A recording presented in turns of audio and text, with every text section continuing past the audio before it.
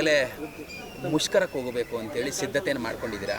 ಎಷ್ಟನೇ ತಾರೀಕು ಸರ್ಕಾರಕ್ಕೆ ನೀವು ಮುಷ್ಕರದ ನೋಟಿಸನ್ನು ಕೊಡ್ತಾ ಇದ್ದೀರಾ? ಇವಾಗ ನಾವು ಆಗಲೇ ಡಿಮಾಂಡ್ಗಳು ಕೊಟ್ಟು ಹೆಚ್ಚು ಕಡಿಮೆ 11 ತಿಂಗಳಾಯ್ತು ಸರ್ಕಾರದ ಮುಂದೆ. ಮುಖ್ಯವಾಗಿರೋದು 38 ತಿಂಗಳ ಅರಿಯರ್ಸು ಹಿಂದಿನ ವೇತನದ ಬಾಕಿ. Okay sir. ಈಗ 1/1/24ರಿಂದ ಹೊಸದಾಗಿ ಆಗಬೇಕಾಗಿದೆ. ಇದೆರಡು ಚರ್ಚೆ ನಡೆದು ನಮಗೂ ಸರ್ಕಾರ ಒಂದು ಪೊಸಿಷನ್ ಏನು ತೊಗೊಂಡಿದೆ ಅಂದರೆ ನಿಗಮಗಳು ಪ್ರಯಾಣ ದರ ಏರಿಸೊರ್ತು ನಾವೇನು ಮಾಡೋಕ್ಕಾಗಲ್ಲ, ದುಡ್ಡಿಲ್ಲ ಅಂತ. ಸರ್ಕಾರ ದುಡ್ಡು ಕೊಡಬೇಕು, ಹೆಚ್ಚುಕೊಂಡು 6,000 ಕೋಟಿ ಅಷ್ಟು ದುಡ್ಡು ಕೊಡಬೇಕಾದ ಸರ್ಕಾರ. ಇವಾಗ ನಾವು ರಾಮಲಿಂಗಾರೆಡ್ಡಿ ಅಧ್ಯಕ್ಷತೆಯಲ್ಲಿ ಸಭೆ ನಡೀತು, ಅಲ್ಲಿ 15 ದಿವಸ ಟೈಮ್ ಕೊಟ್ಟಿದ್ವಿ. ಇದುವರೆಗೆ ನಮಗೆ ಯಾವುದೇ ಪಾಸಿಟಿವ್ ರೆಸ್ಪಾನ್ಸ್ ಅದಕ್ಕೆ ಬಂದಿಲ್ಲ. ಆದ್ದರಿಂದ ಒಂದು ಅನಿವಾರ್ಯವಾಗಿ ಮುಷ್ಕರ ನಿರ್ಧಾರಕ್ಕೆ ಇವಾಗ ನಾವು ಬಂದಿದ್ದೀವಿ. ಆ ಮುಷ್ಕರದ ನೋಟಿಸನ್ನು ನಾವು ಬೆಳಗಾಂನಲ್ಲಿ ಕೊಡ್ತೀವಿ. 9ನೇ ತಾರೀಕು ಬೆಳಗಾಂ ಚಲೋ ಇಟ್ಕೊಂಡಿದ್ದೀವಿ. ರಾಜ್ಯದ ಮೂಲೆಗಳಿಂದ ಟ್ರಾನ್ಸ್ಪೋರ್ಟ್ ಎಂಪ್ಲಾಯೀಸಲ್ಲಿ ಬರ್ತಾರೆ, ಇಲ್ಲಿ ಬಂದು ನೋಟಿಸ್ ಕೊಡ್ತೀವಿ ಸರ್ಕಾರಕ್ಕೆ. ಮೋಸ್ಟ್ಲಿ ಅದು 21 ದಿವಸ ಅಂದರೆ 31ನೇ ತಾರೀಕಿಗೆ ಬರುತ್ತೆ ಕಾನೂನು ರೀತಿ. ಯಾಕೆಂದರೆ ಇವರು ಕಾನೂನು ಬಿಟ್ಟು ಹೋಗಿದ್ದಾರೆ ಎನ್ನಬಾರ್ದು. ಭಾಸ್ಕರ್ ಇದ್ದಾರೆ, ಕಾನೂನು ನಾವು ತಪ್ಪಿದ್ರು ಜ್ಞಾಪಿಸೋದಕ್ಕೆ. ಆದ್ದರಿಂದ 31ನೇ ತಾರೀಕು ಸ್ಟ್ರೈಕ್ ಅಂತ ನೋಟಿಸ್ ಕೊಡ್ತೀವಿ ನಾವಲ್ಲಿ. 9ನೇ ತಾರೀಕು notice mandatory period ID act ಪ್ರಕಾರ.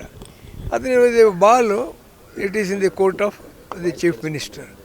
ನಾವು ಈಗಲೂ ಚೀಫ್ ಮಿನಿಸ್ಟರ್ ಕೇಳ್ಕೊಳ್ಳೋದೇನು ಅಂದರೆ, ನಮ್ಮ ತಾಳ್ಮೆಯನ್ನು ಪರೀಕ್ಷೆ ಮಾಡಬೇಡಿ, ಶಕ್ತಿ ಪರೀಕ್ಷೆ ಮಾಡಬೇಡಿ. ಹಿಂದೆ ನೀವು ಚೀಫ್ ಮಿನಿಸ್ಟರ್ ಇದ್ದಾಗ 3 ದಿವಸ ಸ್ಟ್ರೈಕ್ ಮಾಡಿದ್ವಿ.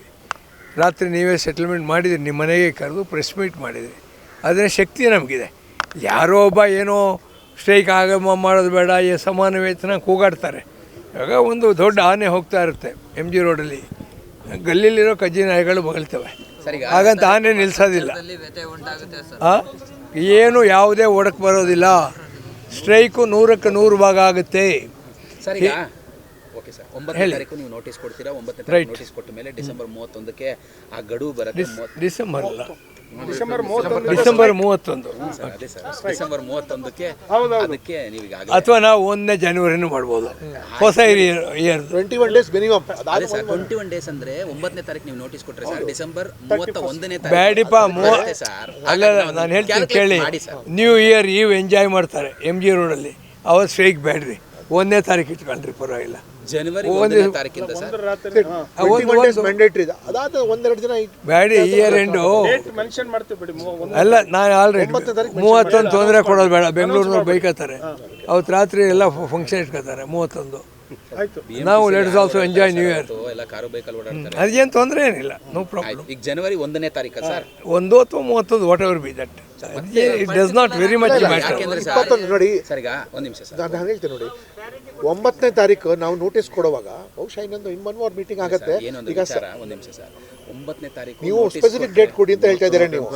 14 ದಿನ ಅಂದ್ರೆ ಡಿಸೆಂಬರ್ 24ನೇ ತಾರೀಕಿಗೆ ಆಗುತ್ತೆ. ಇಲ್ಲ 21 ದಿನ ಮ್ಯಾಂಡೇಟ್ರಿ. 21 ದಿನ ಅಂದ್ರೆ ಸರ್ ಡಿಸೆಂಬರ್ 31ಕ್ಕೆ ಬರುತ್ತೆ. ಅದಕ್ಕೆ ನಾವು ಕೇಳ್ತಿದ್ವಿ 31ಕ್ಕೆ ನೀವು ಹೇಳಿದಂತೆ ಹೊಸ ವರ್ಷ ಆಚರಣೆಯಲ್ಲಿ ತೊಂದರೆ ಆಗುತ್ತೆ ಅಂದ್ರೆ ಆಯ್ತು ಬಿಡಿ. 31 ಒಂದು ನಿಮಿಷ ಮಂಜುನಾಥ್ ಸರ್, ಅಲ್ಲ ಸರ್ ಒಂದು ನಿಮಿಷ ಬರ್ತೀವಿ ನಾವು. ಈ ನ್ಯೂ ಇಯರ್ ಆಚರಣೆ ಮಾಡೋ ಹತ್ರ ಬಯಸಬೇಕು ನಮಗೆ ಅಂತಿದ್ರೆ 31ಗೆ ಕೊಡ್ತೀವಿ. We don't mind. 31 ತಗೊಳ್ಳಿ sir you take a stand. ನೋಡಿ 31ಕ್ಕೂ ಏನು ಇದು ಲೀಗಲ್ ಪ್ರೊವಿಷನ್.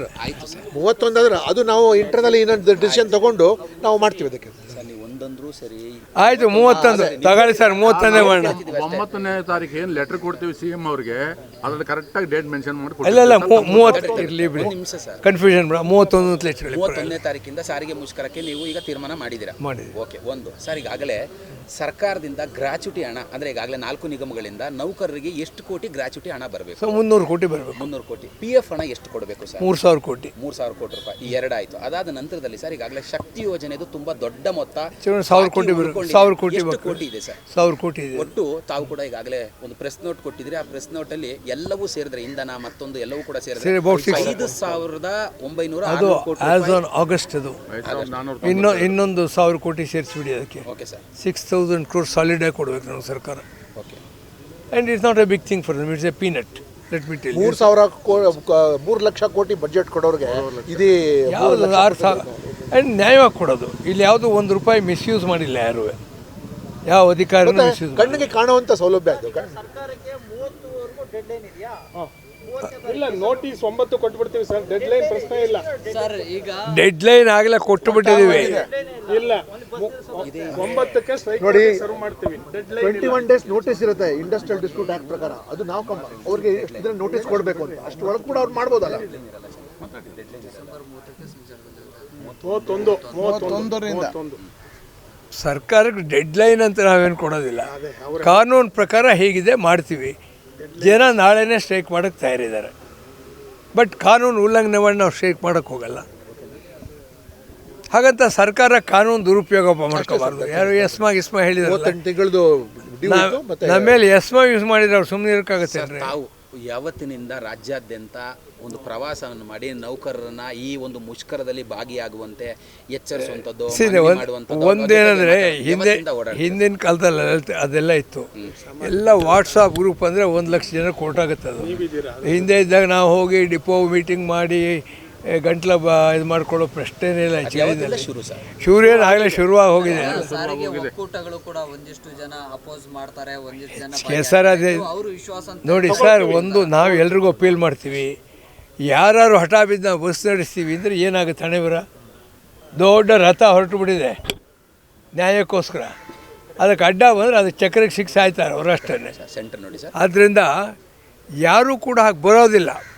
ಕೆಲವರು ಗೊಂದಲ ಕ್ರಿಯೇಟ್ ಮಾಡ್ತಾರೆ. ಇವತ್ತು ಮ್ಯಾನೇಜ್ಮೆಂಟ್ ಕೂಡ ನಷ್ಟ ಆಗಿದೆ ನಿಮ್ಗೆ ಕೊಡಲ್ಲ ಅಂತ ಏನು ಹೇಳಿಲ್ಲ. Conflict is directly between the government and the workers of the transport. ಮತ್ತೆ ಡಿನೈ ಮಾಡೋಕ್ಕಾಗಲ್ಲ. 38 ತಿಂಗಳು ಇದೆಲ್ಲ ಕೊಡಬೇಕಾಗಿರೋದು ಕೊಡಲೇಬೇಕು. ಮುಗಿಸ್ಬಿಡ್ತೀವಿ ಸರ್. ಅದರಿಂದ ಕಾನ್ಫ್ಲಿಕ್ಟು ಮ್ಯಾನೇಜ್ಮೆಂಟ್ಗೂ ವರ್ಕರ್ಸ್ಗೂ ಬಂದಿದ್ದರೆ ಅದು ಬೇರೆ ಶೇಪ್ ತಗೊಳ್ಳೋದು. It is not so today. Directly it is government that is involved. And ಆ ಗೌರ್ಮೆಂಟಲ್ಲೂ ಕೂಡ ಟ್ರಾನ್ಸ್ಪೋರ್ಟ್ ಮಿನಿಸ್ಟ್ರು ಕೈ ಚೆಲ್ಲಿದ್ದಾರೆ. ಸರ್ಕಾರಕ್ಕೆ ನಾವು ಹೇಳಿದೆ ಚೀಫ್ ಮಿನಿಸ್ಟ್ರಿಗೆ, ವಾಟ್ ಡಸ್ ಇಟ್ ಮೀನ್? ನನ್ನ ಕೈ ಮೀರಿ ಹೋಗಿದೆ, ಚೆಂಡು ಮುಖ್ಯಮಂತ್ರಿಗಳ ಅಂಗಳದಲ್ಲಿದೆ, ಅದ್ರ ತಾಕತ್ತು ಒದಿರಿ ಅಂತ ನಮ್ಗೆ ಹೇಳಿದ್ದಾರೆ, ಒದಿತೀವಿ ಇವಾಗ ಅಷ್ಟೇ. Thank you sir. ಸಿಂಪಲ್. 110